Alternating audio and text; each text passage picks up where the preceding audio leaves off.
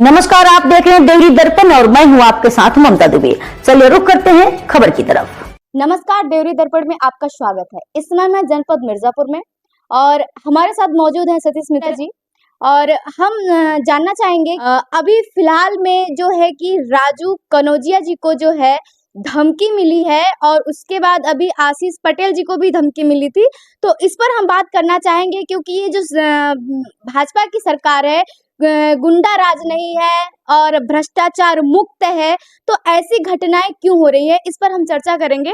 हम जानना चाहेंगे कि अभी जो सरकार चल रही है भ्रष्टाचार मुक्त है और गुंडा राज नहीं है, तो ऐसी धमकियां उन्हीं के सरकार में उन्हीं के सत्ताधारी को क्यों मिल रहा है? बहुत बहुत धन्यवाद सारिका जी, आपका और आपके चैनल देवरी दर्पण का मैं बहुत बहुत स्वागत करता हूं।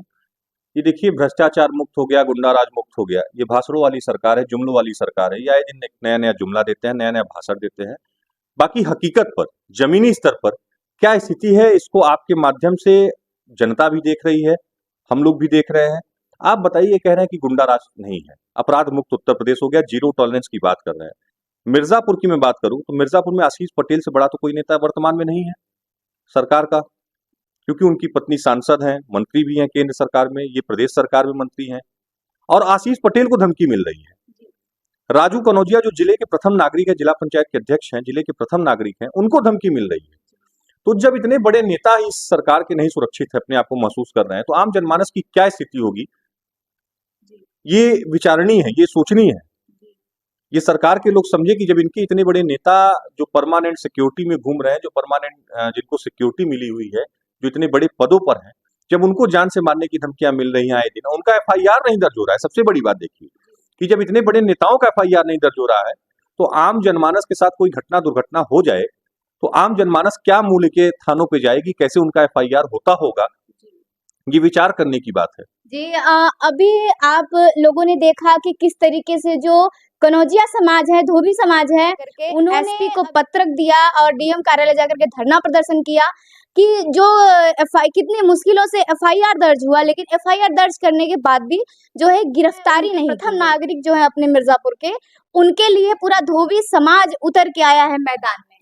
तो यही तो मैं भी कह रहा हूँ कि भाजपा के इतने बड़े नेता, अगर उनकी एफआईआर नहीं हुई है, उनको एफआईआर कराने के लिए अपने समाज को धरना कराना पड़ रहा है या उनके समाज के लोग धरना कर रहे हैं, तो ये विचारणीय विषय है।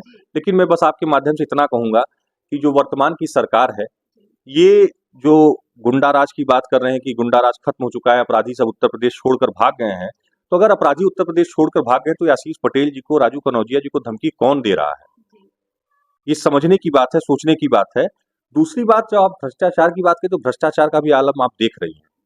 अभी इसी जिले में कितनी बड़ी बड़ी हत्याएं हुई हैं। अभी आपने देखा कि एक नौजवान लड़के की हत्या हो गई, गुरसंडी में हत्या हो गई, एक छोटी बच्ची के साथ रेप की घटना भी सामने आई है, बलात्कार के तमाम घटनाएं सामने आ रहे हैं, आए दिन सामने आ रहा है, चोरी डकैती हत्या लूट के मामले आ रहे हैं। तो ये सरकार सिर्फ जुमलों की सरकार है, ये जुमले देती है जनता को, सिर्फ आए दिन नया नया जुमला परोस रही है।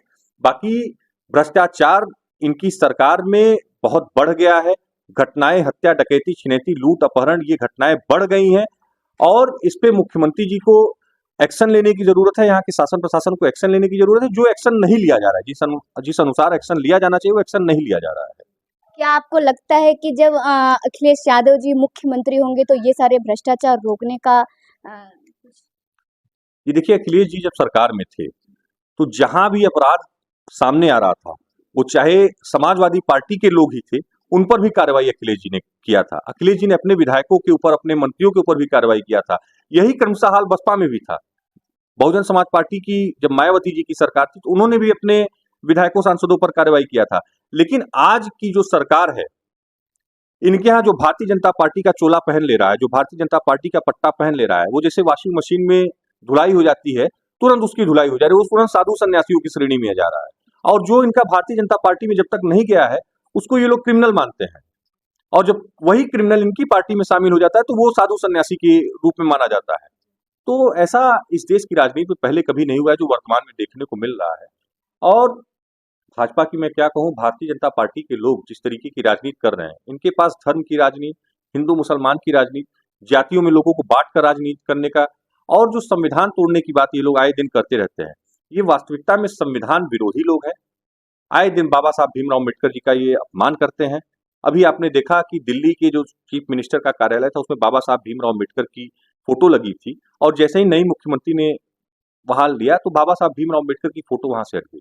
तो आप सोचिए कि इनकी मानसिकता क्या है। ये संविधान विरोधी लोग हैं, ये संविधान के अनुसार देश को नहीं चलाना चाहते हैं, ये अपने अनुसार देश को चलाना चाहते हैं।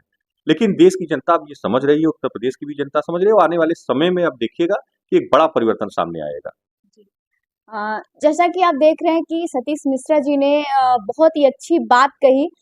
हालांकि ये जो लोग हैं भ्रष्टाचार जो मुक्त करने के लिए बीजेपी सरकार जो है, जो कानून व्यवस्था है भ्रष्टाचार मुक्त करने का जो दावा दे रही है, इसको सतीश मिश्रा जी ने बहुत ही सरासर झूठा साबित किया है कि जैसे ये भ्रष्टाचार मुक्त नहीं, ये भ्रष्टाचार को बढ़ावा दे रहा है। अब देखना यह है कि अभी जो राजू कनौजिया के जो धमकी देने वाले आरोपी हैं, मुकदमा दर्ज कर लिया गया है, लेकिन अभी जो है कि गिरफ्तारी नहीं हुई है। देखना है कि कब तक इनकी गिरफ्तारी होती है और भ्रष्टाचार मुक्त भारत ये कब बनता है। तक के लिए इतना ही, और ताजा अपडेट पाने के लिए जुड़े रहें हमारे डेली दर्पण के साथ।